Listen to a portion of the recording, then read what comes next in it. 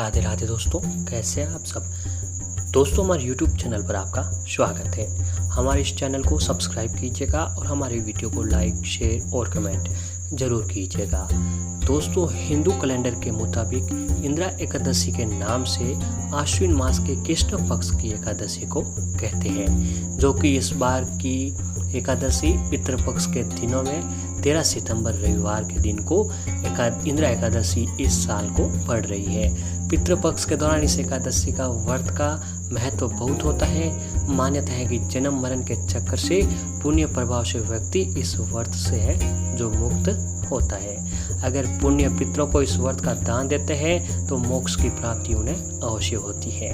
इतना ही नहीं, भगवान हरि विष्णु के श्री चरणों में बैकुंठ धाम का स्थान प्राप्त होता है और कहते हैं कि इंदिरा एकादशी व्रत के पुण्य से मोक्ष उन्हें मिलता है जिन्हें नरक लोक का कष्ट यमलोक में यमराज देते हैं। तो दोस्तों, इस बार की जो इंदिरा एकादशी है वो 13 सितंबर के दिन को पड़ रही है। इसका मुहूर्त है दोस्तों, समय है जो 12 सितंबर शनिवार के दिन आश्विन मास के कृष्ण पक्ष की एकादशी तिथि 3:43 से शुरू हो रही है, जो कि 13 सितंबर रविवार को 2:46 पर इसका समापन होगा। यानी 13 सितंबर रविवार को इंदिरा एकादशी का जो है वो व्रत होगा। और पारण का समय है 14 सितंबर सोमवार के दिन। इंदिरा एकादशी व्रत करने वाले लोग सुबह 6:09 से 8:38 के बीच में पारण का समय, उस दौरान वह अपना व्रत पूरा कर सकते हैं। हिंदू धर्म के मुताबिक इंदिरा एकादशी जो है वो पितृपक्ष में आती है और अधिकतर लोग इस व्रत को रखते हैं। कहा जाता है कि पितरों को दान इस व्रत से मिलने वाले पुण्य से करना होता है।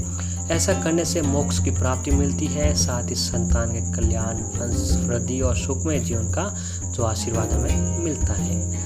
मान्यताओं के अनुसार हर घर में इस व्रत को करना चाहिए। कहते हैं कि मृत्यु के बाद बैकुंठ धाम में इस व्रत को करने वाला व्यक्ति जो है वह जाता है।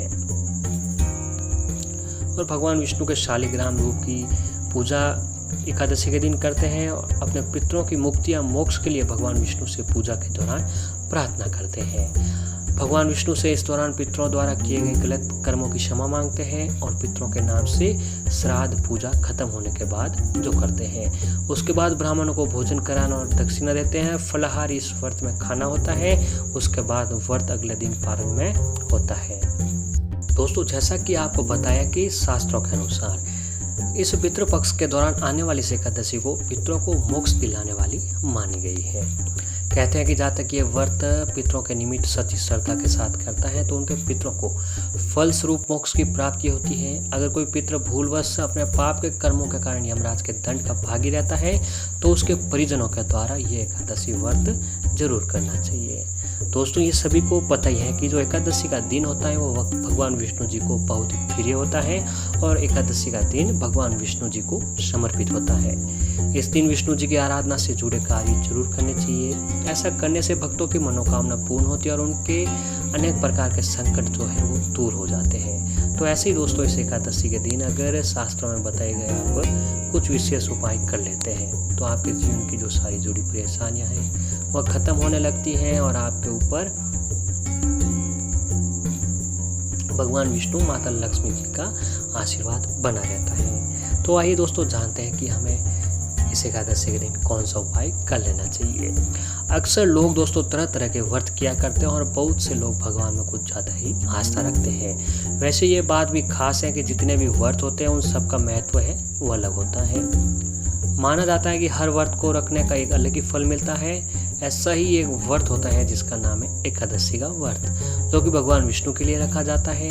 तो हम आज आपको बताने जा रहे हैं कि ऐसा कौन सा काम है जिसे करने से आपको किसी भी काम में अटकने की ज़रूरत नहीं है। हर काम में आपको सफलता मिलेगी, पितरों का आशीर्वाद मिलेगा, भगवान विष्णु, माता लक्ष्मी जी का आशीर्वाद मिलेगा। तो इसके लिए दोस्तों आपको एकादशी के दिन सर्वप्रथम तो व्रत रखना है। व्रत रखने के बाद आपको ये उपाय है जो 10 रुपये के सिक्के और 1 रुपये के सिक्के का करना है। तो इस दिन दोस्तों आपको उपाय करने के लिए आपको 10 रुपये का सिक्का व 1 रुपये का सिक्का लेना होगा। आपको बता दें कि इस बात का अवश्य ध्यान रखें कि इस उपाय को करने के लिए सिर्फ और सिर्फ आपको 10 व 1 रुपये के सिक्के का ही इस्तेमाल करना है। इसमें कोई नोट का इस्तेमाल आपको नहीं करना है, ना ही इसमें कोई नोट का चलन करना है।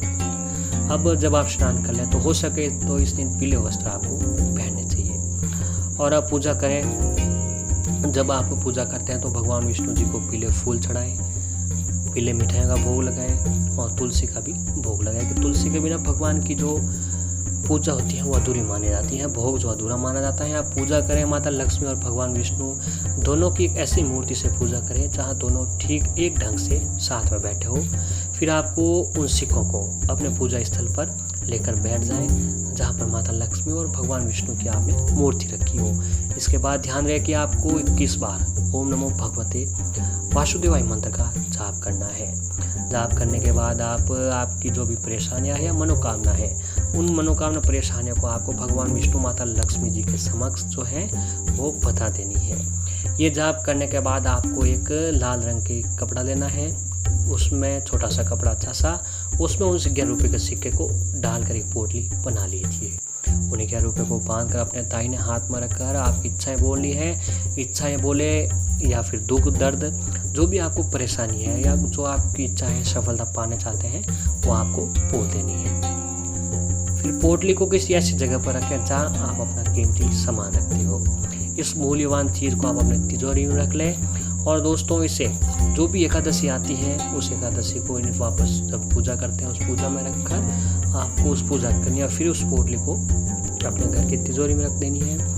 ऐसा करने से आपके घर पर हमेशा लक्ष्मी माता जी की कृपा बनी रहेगी, पैसों की कृपा आप पर हमेशा जरूर बनी रहेगी। माता लक्ष्मी जी का आपके घर में हमेशा स्थायी निवास बना रहेगा। और ऐसे ही दोस्तों इंदिरा एकादशी का पर्व है वो पितृ मोक्ष में आती है, जिससे इसका महत्व बढ़ जाता है। इस दिन लोग व्रत रखते हैं जिससे पितरों को मोक्ष की प्राप्ति होती है और व्रत रखने वाले व्रती के जीवन में खुशियों का वास होता है। ऐसी मान्यता है कि यदि आपके पूर्वज जाने अनजाने किसी पाप के कारण यमदेव के पास दंड भुगतते हैं तो इस दिन विधि विधान से पूजा अर्चना किया जाए तो उन्हें मुक्ति मिलती है। इतना ही नहीं, ये भी कहा जाता है कि इंदिरा एकादशी की कथा सुनने मात्र से आपके पितरों को वैकुंठ का वास भी मिलता है। और दोस्तों दूसरा उपाय सिक्के का ये है, आप ये भी उपाय इस दिन कर सकते हैं। तो इसके लिए दोस्तों आपको करना क्या है कि यदि आपके ऊपर कर्ज बहुत ज़्यादा चढ़ चुका है, कर्ज जो है आपको सिर पे चढ़ चुका है, या फिर आपके कोई भी काम बनता बनाया बिगड़ जाता है, व्यापार में वृद्धि नहीं हो रही है, नौकरी में प्रमोशन नहीं हो रहा है, तो ये काम आप कर सकते हैं। तो पितृ मोक्ष एकादशी के दिन सुबह जल्दी उठकर स्नान आदि कर लें। स्नान करने के बाद स्वच्छ पीले वस्त्र धारण करें। अब अपने आसपास किसी पीपल के पेड़ के नीचे जाएं, वहां जाकर जल चढ़ाएं, जल में चीनी मिलाकर चढ़ाएं और जल चढ़ाने के पश्चात पीपल को प्रणाम करें। अब आप पीपल के पेड़ को जल देने जा रहे हो तो उस समय आपको अपने हाथ के जो आप सिक्का लेकर जा रहे हो उस सिक्के को ले जाकर उस पीपल के पेड़ के पास मिट्टी खोद कर दबा दें और फिर वापस से चले आएँ। आते समय पीछे मुड़कर ना देखें। ऐसा करने से आपके ऊपर जितने भी कर्ज रहेंगे वो सभी बहुत जल्द उतर जाएंगे और आपके अपने पितरों का आशीर्वाद जो है वो मिलने लगेगा। और ऐसे दोस्तों इस सिक्कों का उपाय आप ये कर सकते हैं कि एकादशी के दिन जब भी आप ये काम करते हैं, पूजा करते हैं भगवान विष्णु माता लक्ष्मी जी की, तो उन पूजा में आपको कुछ सिक्के भी रख देना चाहिए। और वो पूजा दोस्तों उस पूजा से वो सिक्के भी पवित्र हो जाते हैं और उन सिक्कों के माता लक्ष्मी और भगवान विष्णु जी की कृपा बन जाती है। तो इन सिक्कों को ले जाकर फिर आपको अपने घर की तिजोरी में रख देना है। इससे क्या होता है कि आपके घर में हमेशा धन की बढ़ोतरी होती रहती है। और ऐसे एकादशी के दिन भगवान विष्णु को पूजा का अलग ही महत्व होता है। एकादशी वाले दिन रात्रि में भगवान विष्णु की प्रतिमा या मूर्ति के सामने 9 बत्तियों का दीपक जलाएं। एक दीपक ऐसा जलाएं जो रात भर जलता रहे, यानी अखंड दीपक लगाना है। ऐसा करने से माँ लक्ष्मी अत्यंत प्रसन्न होती है और जातक के सभी सुखों की प्राप्ति ऐश्वर्य देती है। उस जातक को धन का लाभ भी बहुत होता रहता है। पीपल पर भगवान विष्णु जी का वास होता है। यदि आप कर्ज से परेशान हैं तो एकादशी के दिन पीपल के वृक्ष पर मीठा जल चढ़ाएं और शाम के समय दीपक प्रज्वलित करें। इस उपाय से शीघ्र ही आप लोगों के कर्ज से मुक्ति प्राप्त होगी और कार्य में सफलता आपको अवश्य ही प्राप्त होने लगेगी। और एकादशी के दिन भगवान विष्णु के मंदिर में एक नारियल व थोड़े से बादाम चढ़ाएं। इस उपाय से आप जीवन में आर्थिक लाभ की प्राप्ति होगी और कार्य में जो भी बाधाएं होती हैं वो खत्म होती हैं और आपके जो भी काम थे वो बनते चले जाते हैं। तो दोस्तों इस एकादशी के दिन अगर आप अपने जीवन में ये उपाय अपना लेते हैं, ये काम कर लेते हैं, तो आपकी सारी परेशानियों का अंत होगा। भगवान विष्णु माता लक्ष्मी जी का आशीर्वाद आपके ऊपर हमेशा बना रहेगा।